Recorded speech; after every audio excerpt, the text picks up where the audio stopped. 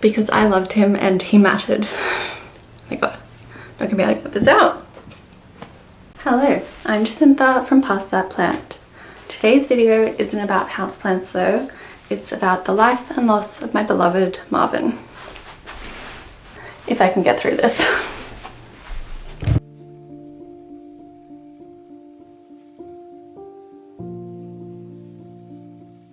Today marks 1 month since he passed, and it has been brutal.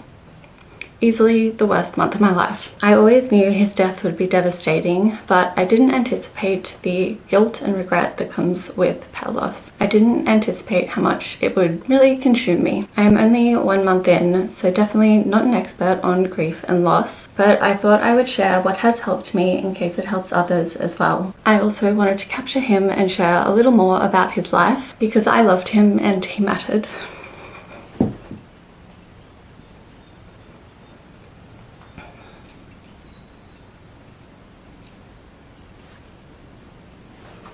Because I loved him and he mattered.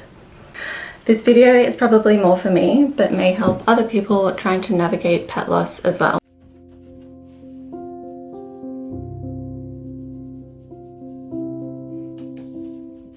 I got Marvin back in 2009 when I was still a teenager. Not the smartest idea to adopt a pet at that age, but I don't regret it. He was mine and I was his. He was there for all my big moments. From graduating university to moving interstate. He was there for big birthdays and big losses. He was there when I got promoted, when I got engaged, and of course when I got married. When I left a past relationship of 7 years, he's one of the only things I took with me because he was one of the only things that really mattered. For the past 5 years, since 2020, I've spent almost all day, every day with him. He followed me everywhere if he was awake. He checked on the plants with me and he snuffed at me. He was with me when I filmed and he was with me when I edited, and I loved it. Since 2020, I was able to work from home full time and he was always with me in my office. He was either in his bed or on the lounge. He hated being alone, so he never was. He was the reason that I loved being at home so much, and in reality is one of the reasons why I became a content creator. I was more than happy to stay at home pottering around my house with him and fussing over my houseplants. He followed me everywhere if he was awake and he would check on them too. He was with me when I filmed and he was with me when I edited, and I loved it. I'm lucky that I got to work from home in his golden years. I spent his final years with him at basically around the clock.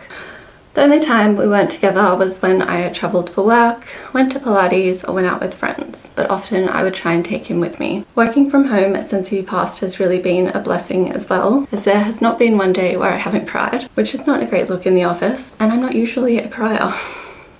Believe it or not. We spent a lot of time at home as well because Melbourne, where I live, actually isn't that dog friendly.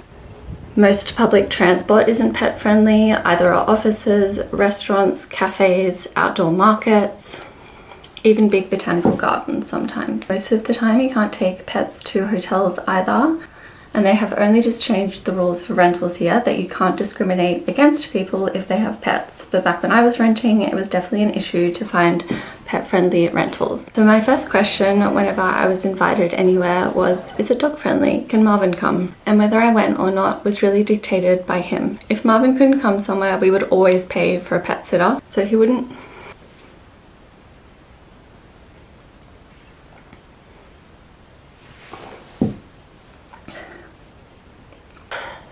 be sad or stressed or alone even for an hour. I hear dogs around where I live barking and crying for hours on end, sometimes all day or late into the night, and there is solace in the fact that was never Marvin. And there is solace in the fact that that was never Marvin and that wasn't his life. Everyone who met him loved him. He was very cuddly and he would lean up against you, he would paw at you if you weren't patting him, and he would snuff at you. Are you waking up?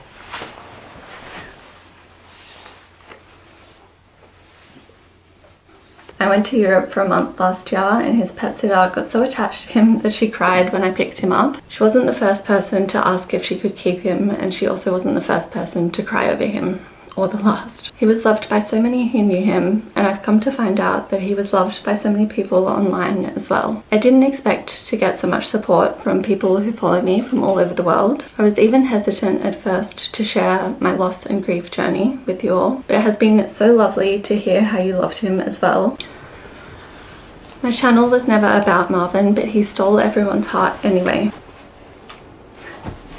I know lots of people say that social media isn't real and everything online is fake, but it has always been real to me, and I have always been real. The kindness and concern I have felt from so many of you has been real as well, and it has helped me. It's been a silver lining in all of this, so thank you. You have shared your own stories of pet loss, your kind thoughts, and some really great advice. It is almost a shared experience, losing a soul pet. I do encourage you to share with people when you had suffered a loss.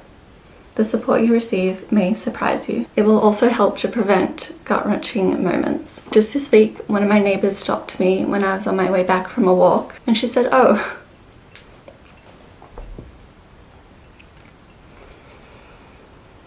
and she said, oh my God. And she said, oh, is Marvin still asleep?"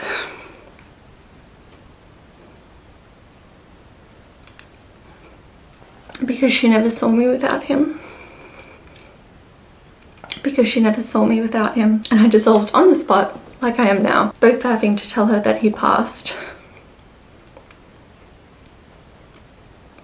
And just the fact that he wasn't at home, happily asleep. And I dissolved on the spot.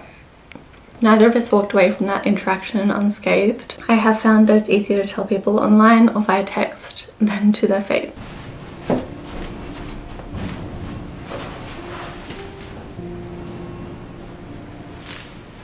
Another hard moment was the first time I went to the grocery store after he passed. And I went to get chicken for him. I don't even eat meat. But I went to pick up chicken for him and then stopped myself. So to avoid bawling in the grocery store, I decided that I would shop online. That made me cry as well, as the "Have you forgotten" popped up, and it was his favourite treats. There was many moments in the first few weeks where I would still go to grab his lead.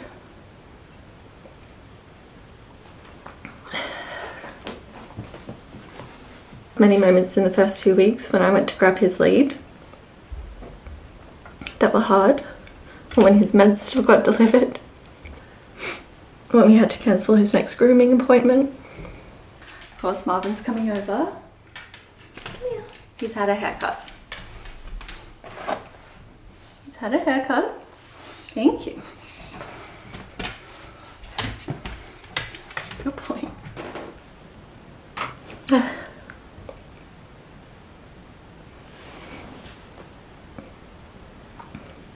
Or when my cleaner said she was praying for his soul. Or when my cleaner said she was praying for his soul. So sweet thinking of his little soul. I hate doing things that I did with him or going to places where I was last there with him. It seems unfair and like a betrayal that life goes on. I find it hard when I'm cooking a meal that he would love. He always got bits of everything. Whenever I made myself pancakes, I would make him a dog-friendly version. When I was chopping veggies, he loved to eat the crunchy raw broccoli stems. He loved baked tofu and seaweed. He would always get chickpeas or roasted sweet potato. There was one big pot I always made his chicken and rice in, and then another container that I always stored it in, and I had to throw both those away. In his final year, he did sleep a lot, but him slowing down was pretty gradual. I didn't notice how much he really had slowed down until I went back through photos and videos of him playing and barking and running. I was also so happy to slow down with him and move at his pace. We went on short walks instead of runs. I spent more time in. I carried him when he got tired, and eventually he got his own little stroller. The last week of his life, he couldn't really walk. So he was in that stroller a lot. He was in that stroller a lot. We took him to the vet in it for the last time. I had to sell it. I couldn't keep it. I made sure he was always comfy. He had a bed in every room, which is 5 beds in fact. Often though, he would prefer the lounge or couch or someone's lap, and that was fine too. It was one of the first things I had to put away when he passed, all his beds. I couldn't bear to see them empty and cold. I know some people keep beds and bowls and leads out for weeks or months, but in those first few days and weeks you definitely don't need a reminder of the loss. You'll feel it everywhere. Some of his things I have sold, some I gave away to other pet parents or to pet rescues, but other things I will keep forever. I still have his collars and his favorite toys and his little jumpers. One of his jumpers, the red and blue one with hearts, he's had since he was a puppy. The first photo I have of him in it is from 2010, and the last photo is from last month. I don't know how he fit in it the whole time. I don't think I will ever part with that. Marvin was always so happy. He was so happy whenever I came home and could smell me from up on the 3rd floor. He was just happy to be with people. He was just happy. He loved the car, he loved other dogs, he loved eating, he loved walks, he loved treats. Every night I would do a treat hunt for him, like an Easter egg hunt, and I would hide his treats around the room and he would go and sniff them all out. He did that right until the end. I still have his treats. Don't know what to do with them. He was happy to move in to stay with me. He was happy when we went on holidays. He was happy at my wedding. He was just happy, and he was important. He was loved, and he made it to 16, which is 87 in dog years. The average lifespan of a dog his size is 10 to 13 years, so he really was a senior. And up until his last year, he didn't have any real health problems either.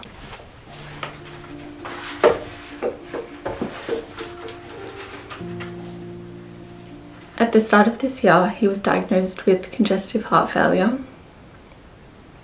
There is no cure, but we put him on heart medication.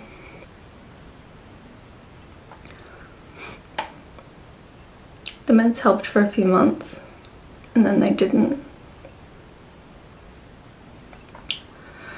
And that is what took him in the end. He was on hospice for a few days at home. He was sleeping a lot, but still eating and drinking and wagging his tail and licking my ear. He was still looking for us and was of sound mind, but he wasn't walking. I didn't know it was the end, but I knew it wasn't far off. This year, I had started saying, depends how Marvin is, when talking about future plans. So I did know. This was even months before he passed. It's the price we pay for loving a senior dog. He started having seizures this year.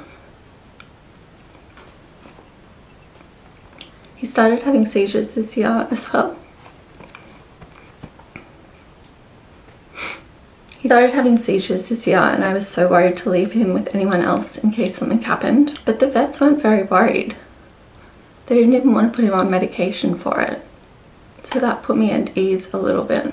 When we were taking him to his last vet appointment, I thought they would just put him on seizure medication. I thought the vet would save him. I thought the vet would save him. I thought he was just tired. But the vet was wrong. And I was wrong. And that's hard to accept. In the end, he had fluid in his lungs, and they couldn't get it out. They said he was hiding it very well. I'm trying to remind myself that a soft goodbye is a kindness, not a betrayal. I made that decision to save him from the imminent fear and suffering and pain that lay ahead of him. I did it so that he wouldn't die alone in a cage, in a hospital, as they tried. Because he really hated being alone. It helped me to understand that in cases of terminal illness or natural decline, death isn't something we are initiating with euthanasia. It's something that's already in motion. The decision isn't between life and death, but between a longer or shorter journey to the inevitable. When we choose euthanasia, we are not stealing time from life. We're reducing the time until death. We're not ending a healthy existence, but limiting the duration of decline. The disease is the thief, not us. Walking into the vet hopeful with my precious hound and walking out empty-handed is so brutal. I was in shock for a few days. Shocked that he was actually gone. Shocked at how quickly it happened, and shocked at how final it was. He has been here. He has been here my whole adult life, and now he's just gone. I don't think I will ever get another dog.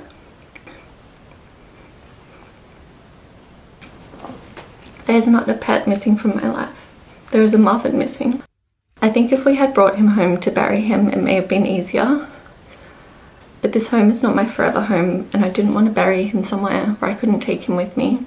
So we got him cremated. But cremation meant that we did leave the vet hospital empty-handed, which was really hard. When his ashes arrived back here, I couldn't feel him. I still can't.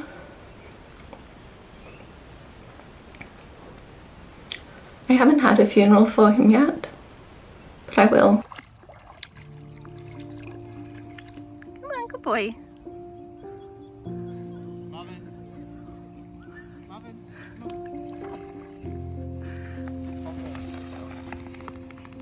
In the weeks following his death, I did find the guilt really brutal. I was grieving him, but I was also caught up in the what ifs. What if I had taken him to the vet sooner? What if they had tried different medication? Why did they miss the sign? Then it made me wonder if I even looked after him at all. But we spent thousands of dollars earlier this year having ultrasounds and x-rays, and he was at the vet less than 10 days before he died, and his heart and lungs were fine. It really did just happen so quickly. I spent a lot of time searching for answers online. I did find some helpful threads and videos from other people, but not that many. It did make me realize that I was lucky that he made it to 16. Only 8% of dogs do live that long.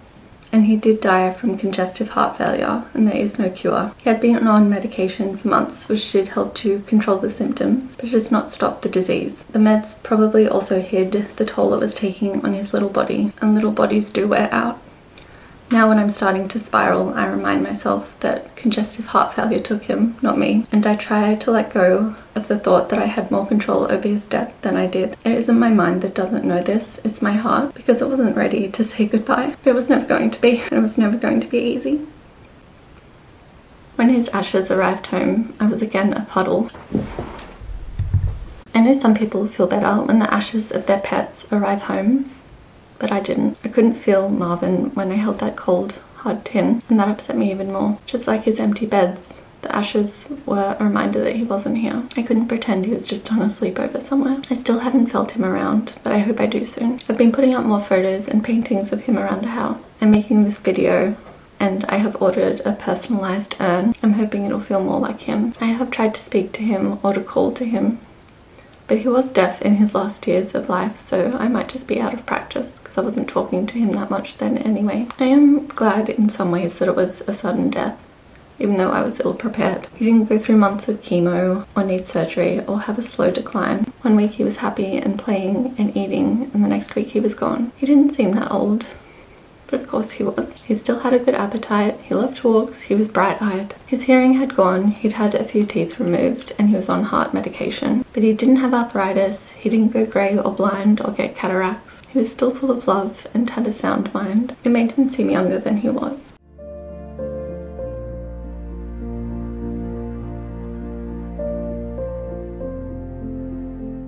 One of the hardest things to face now is the empty routines and little moments. Having a senior pet takes a lot of love and a lot of time. Your life revolves around them. Making sure he had his meds, making sure he had food, making sure he was comfortable, making sure he wasn't alone. There are so many moments in my day now he is missing, and that emptiness is tangible. When I wake up each day, he would too, and I'd carry him downstairs. I'd make my coffee and then I'd drink it on the couch with him. I would then make him a little chicken puppy soup so he'd take his medication, and he loved it.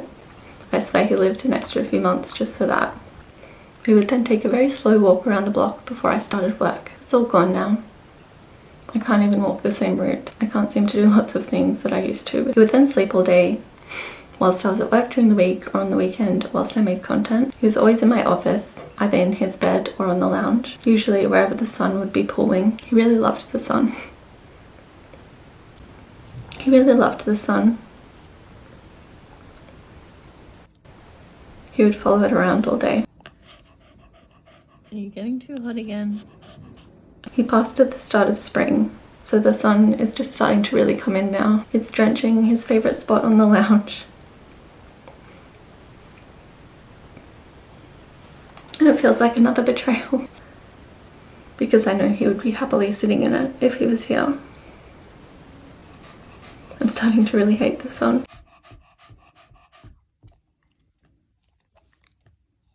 Then around 3 p.m. he would wake up and he would either beat up the little ottoman we have, or he would throw all the blankets off the couch downstairs, and this means he wanted dinner. He was still doing that the week of his death as well. It is past Marvin's dinner time, so he's having a bit of a tantrum. You can hear all that puffing. It's my sweet hound who is 16 in September. Then around 8 p.m. it would be time for his treat hunt. And if we were a little bit late, he would stamp his little foot and snuff at us until we did. The emptiness he has left behind is palpable. I never understood how people could get another pet straight away when they've lost one. But I do understand now, because the emptiness they leave is unbearable. I understand why some people need to fill it. But grief is the price that we pay for loving them. I keep reminding myself that to carry the love, we also carry the loss. I'm sad because I miss him. I love him, and he was important. It's how I honor him and his life. I am sick of it though.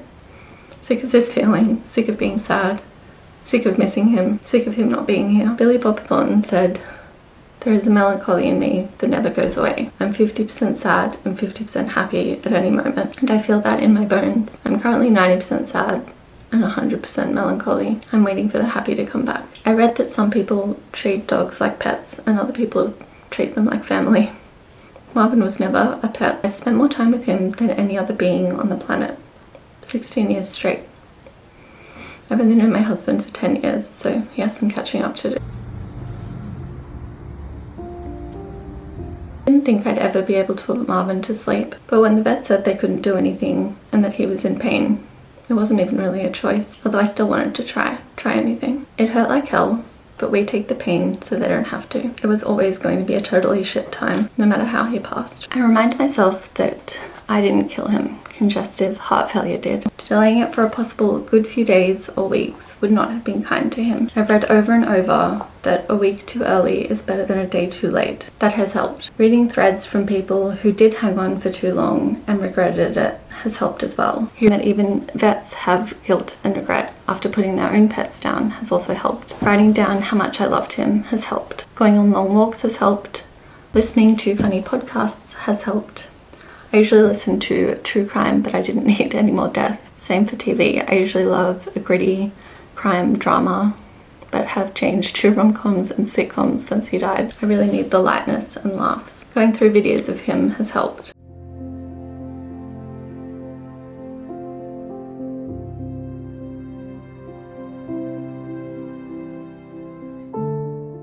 I will forever be grateful that I started creating houseplant content, because in doing so I captured my love for him. Most of these video clips that I only have because I was filming plant care and he happened to be there. And I always stop to pat him, always. If it wasn't for this, I wouldn't have so many of these beautiful moments. And it has helped me to see how loved and happy he really was. Most of these videos are from the last few years, since 2020 really.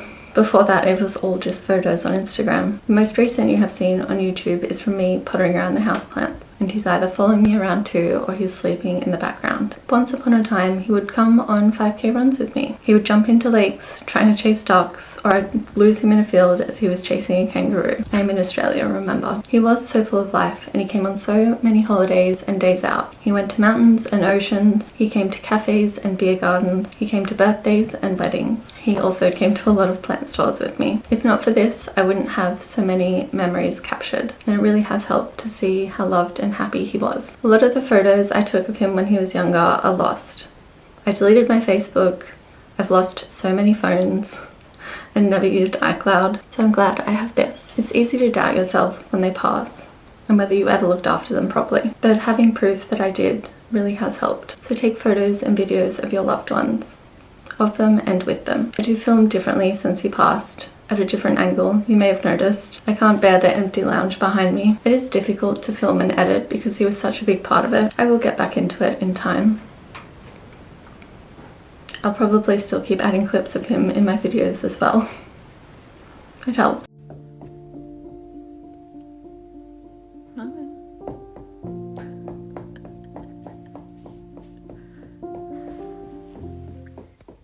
Definitely not on the other side of it yet, as you can tell by this video. but I thought I would list some things that have been helping in case it helps you too. Cry. Let it all out. I have cried every day and I'm usually not a crier. Tell people. You may be surprised by the support you receive and it will stop you being caught off guard. Take time away from work if you can. Spend time alone, spend time with loved ones. Just take the time. You'll need it. Put away any painful reminders. You don't have to throw them away or sell them, but you definitely don't need them in the first few days and weeks. An empty bed and an empty bowl isn't going to help, so just put them away. Consume content that warms your soul. Watch your favorite comfort movies, listen to your favorite songs, read a good book. Nothing dark or scary. Search what you have to. I was really spiraling until I found threads about congestive heart failure and read other people's experiences. It made me feel like it wasn't my fault. Go outside. I cannot tell you how many long walks I've been on. Inside, I really noticed that Marvin isn't here, but outside on long walks, I can think of other things. Don't listen to anyone that says they were just a pet or just a dog or just a cat. They obviously don't get it, but other people will. So talk to them. Write down your love for them. I have about 10 pages worth so far. Go through the photos and videos you have, get them printed, frame them. It'll help, especially seeing them happy helps. You just ride the wave of grief. It really does go up and down. In the first few weeks, I was devastated about 90% of the day, 5% shocked, and then 5% numb. 1 month in, I'm now just sad, not devastated, and a little bit mad. I'm also more used to him not being here. The shock is gone. I do hate it though. I hate that I'm getting used to him not being here. If you still have your beloved pet, take videos. Take them today. You won't regret it. I know I will be sad about Marvin forever. A little piece of my soul left when he did. Grief is exhausting, but it also has a way of bringing people together. It is a shared experience. And so I also wanted to share some of the kind words that people have said to me over the past few weeks. These words may help and resonate with you as well.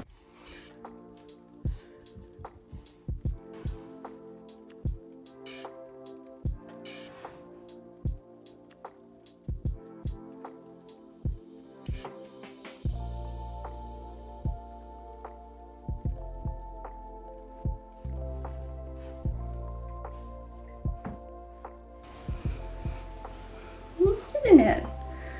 You like bright sunlight too. Schnauzers also enjoy the sun and a bright room. Should we tell them more about nature?